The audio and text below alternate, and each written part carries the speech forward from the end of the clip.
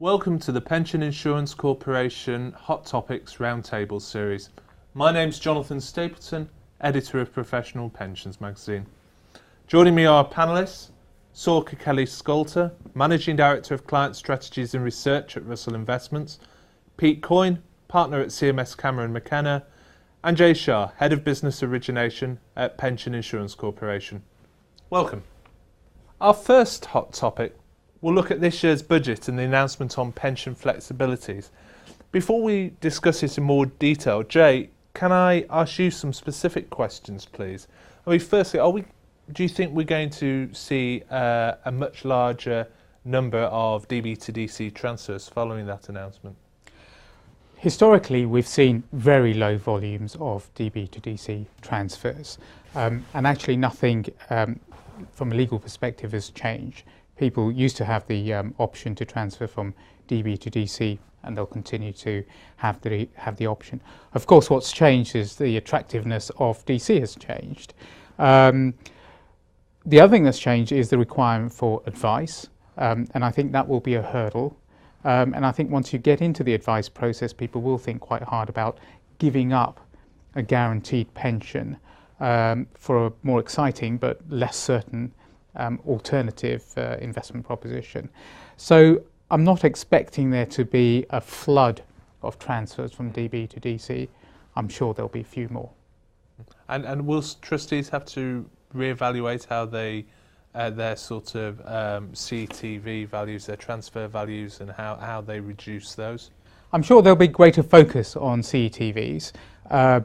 Historically, because of the low volumes of transfers, it hasn't been a material issue.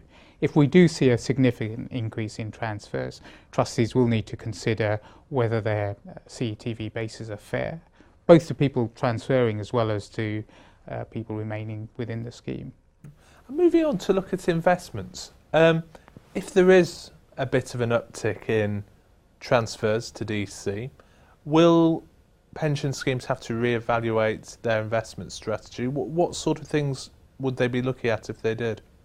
I think two or three things. Firstly, to the extent the pension scheme either is or is looking to move to a very well matched position, cash flow matched position, a well hedged position, of course it makes it a lot more difficult if you don't know whether your commitment to a member is to pay a cash sum at retirement or a pension into the very long term. So I think it will make some of those hedging decisions, cash flow matching decisions, a little bit more difficult, especially in an environment where you don't know the proportion of members who will take a transfer. So I think that's one thing. The second thing is probably liquidity. So if you're not quite sure whether you're going to have to pay out a cash lump sum in 10 years' time or a pension from 10 years through to 50 years, of course that will affect the way you consider the liquidity of your fund. And I think thirdly, we may well see a polarisation, and currently pension schemes and their consultants will look at the scheme overall and look at an appropriate investment strategy across the piece. And I wonder whether what we'll see now is maybe a polarisation where you look at the investment strategy for deferred members and active members separately to pensioner members. And sort of moving on to the more broader sort of risk reduction piece for trustees, how will the budget announcement affect risk reduction strategies? I mean, will it affect buyouts, buy-ins? How will you as an insurer be looking at that?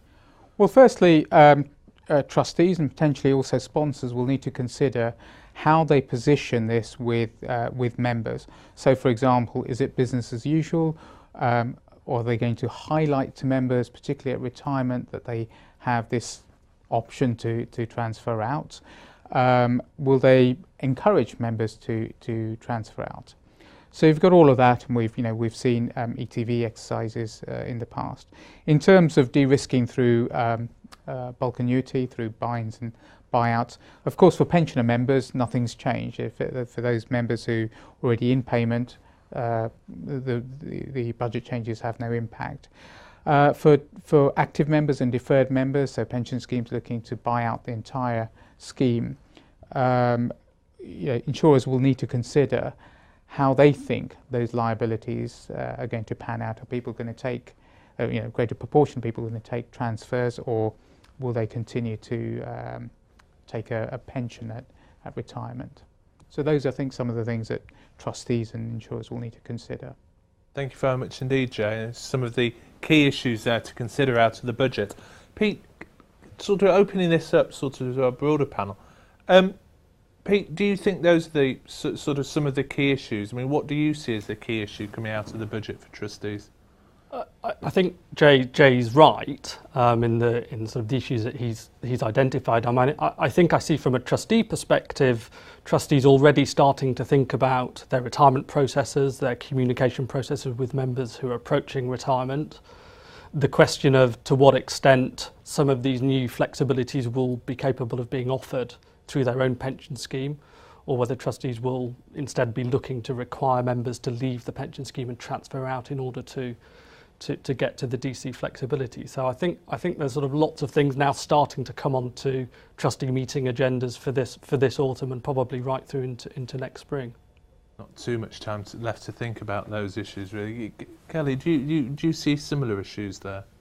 Yeah, I mean, I agree with both, and I think on the question of whether or not some transfers out are going to begin to occur more than in the past, I think that's going to be very scheme specific and dependent on the demographics of the scheme, because if you think about individuals who've built up the entirety of their pension rights in one scheme, they probably won't transfer. But for those schemes that have individuals who have lots of little pots and they want to consolidate and optimise, it might well make sense for them to transfer out. So I think that will be very scheme specific. And I agree with Jay on the potential investment ramifications. And I'd also add it to some extent has the propensity to shorten time horizon, and that would possibly put more pressure onto de-risk more quickly. It would reduce risk tolerances. But I have to say, it feels like this is going to be on the margin rather than a massive flood of money going out of DB in the short term. Thank you very much.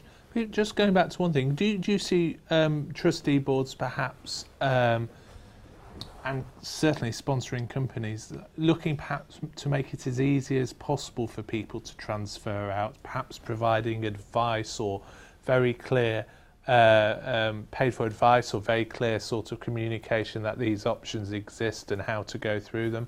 I mean, will there be some trustee boards that or some schemes that will look to do that sort of thing? I think there will, and for a number of years now, schemes have undertaken liability management exercises of various types, which have included or have had a necessary communication requirement in order to deliver them. So I certainly think the focus will be, given the new flexibility, the focus will be on clarity of communication and clarity of options that members have got in the new world. Thank you very much indeed. Thank you. I'm afraid that's all we have time for this roundtable. All that remains for me to do is thank our panellists, Sorca, Pete and Jay, and to thank you for listening in. I hope you'll join us for our next roundtable debate soon. Thank you.